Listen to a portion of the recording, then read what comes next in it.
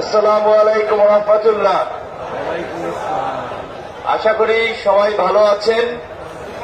আল্লাহর কাছে শুকরিয়া জ্ঞাপন করছি, গত বছর নিয়ত করে আসতে পারি নাই, এই বছর এই পবিত্র ভূমি এবং এই পবিত্র সমাবেশে, রহমতের সমাবেশ, যেখানে আলেম ওলামা থেকে শুরু করে সাধারণ অসংখ্য আমি মনে করি ভালো মানুষ এবং নেককার বান্দা এখানে উপস্থিত আছে, তাদের মধ্যে উপস্থিত হতে পেরেছি। আমি উপস্থিত হয়েছি দুইটা কারণে। একটা হচ্ছে এইখানের কোন আল্লাহর বান্দার যদি পছন্দ আল্লাহর হয়, তার মোনাজাত দোয়া এবং নামাজ যদি কবুল করে নেয়, সেই উসিলায় তারা আমারটাও কবুল করে নেয়।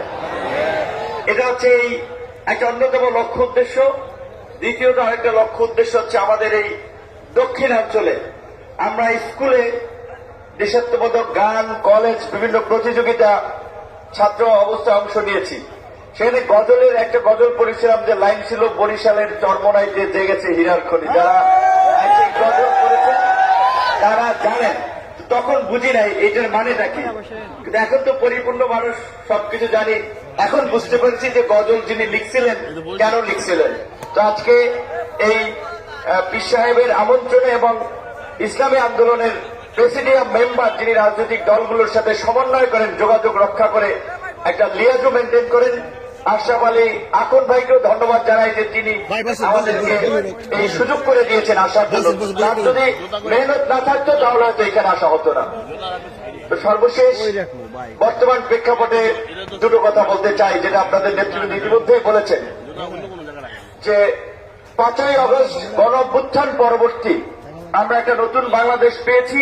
এই বাংলাদেশকে কাদামাটির মতো আমরা নতুন ভাবে যেমন খুশি তেমনি ভাবে গড়ে তুলতে চাই, যেখানে জুলুম, দুঃশাসন, ভোট ডাকাতি, জালিয়াতি, মানুষের উপরে হামলা মামলা, রাজনৈতিক কারণে হয়রানি থাকবে না।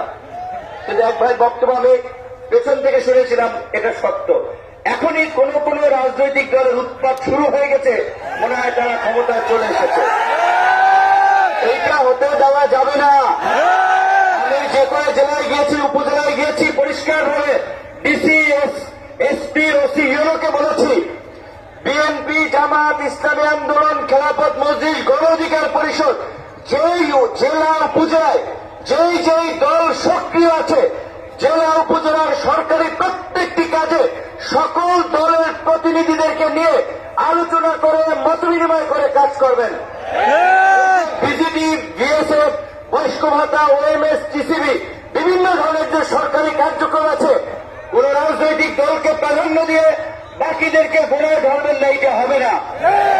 সমস্ত রাজনৈতিক দলের নেতৃবৃন্দ যারা এই গণ অভ্যুত্থানে ভূমিকা রেখেছে, তাদের সাথে আলাপ আলোচনা করে তাদেরকে নিয়ে প্রকৃত যারা ভুক্তভোগী তাদের লিস্ট তৈরি করতে হবে। একক নেতার কথায়, কোন দলের কথায় লিস্ট চলবে না। আমরা পরিষ্কারভাবে বলে দিতে চাই, এখানে আমাদের নেতৃবৃন্দ যারা বলেছেন যে এই 53 বছরের বিগত দিনের এই দুঃশাসন এবং জুলুমতন্ত্রের গতানুগতিক পুরানো রাজনীতি আমরা দেখেছি। আমাদের সামনে সুযোগ এসেছে, সুযোগ আমরা কিভাবে কাজে লাগাবো, কোন প্রক্রিয়ায় যাব, সেটি সিদ্ধান্ত আমাদেরকে নিতে হবে। আমাদের অনেক ভাই এখানে বলেছে, কোন দল, ইসলামিক দল নাম না থাকুক, কিন্তু মৌলিক বিষয়ে দেশ, জাতি এবং দিনের স্বার্থে যদি একমত হয়, তাদেরকে নিয়ে কিভাবে আগামীতে একটা বৃহত্তর শক্তি আপনার গঠন করে আগামীতে জনগণের সরকার গঠন করা যায়, সেইটি এখানকার সম্মানিত আলেম ওলামা এবং মুরব্বীদেরকে ভাবতে হবে।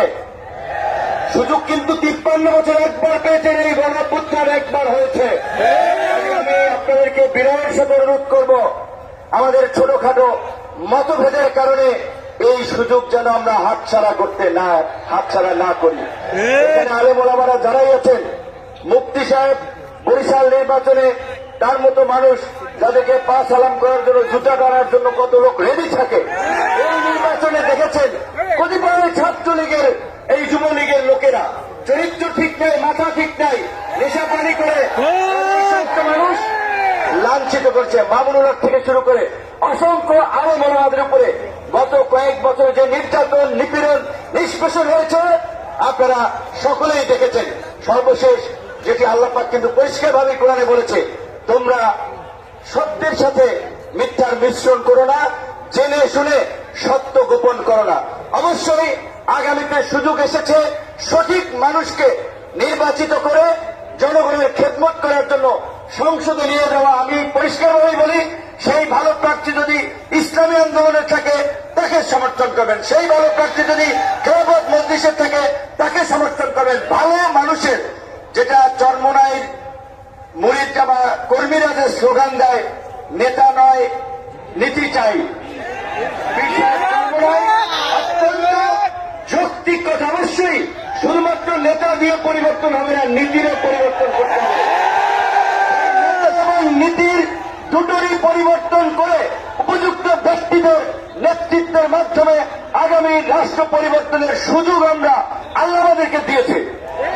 এই রকমের জুলুম, অত্যাচার, নির্যাতন এত তাড়াতাড়ি এই দৈত্য দানবের পতন হবে আপনারা কেউ কল্পনাও কিন্তু করতে পারেন। সম্ভবত আল্লাহ রহমত ছাড়া।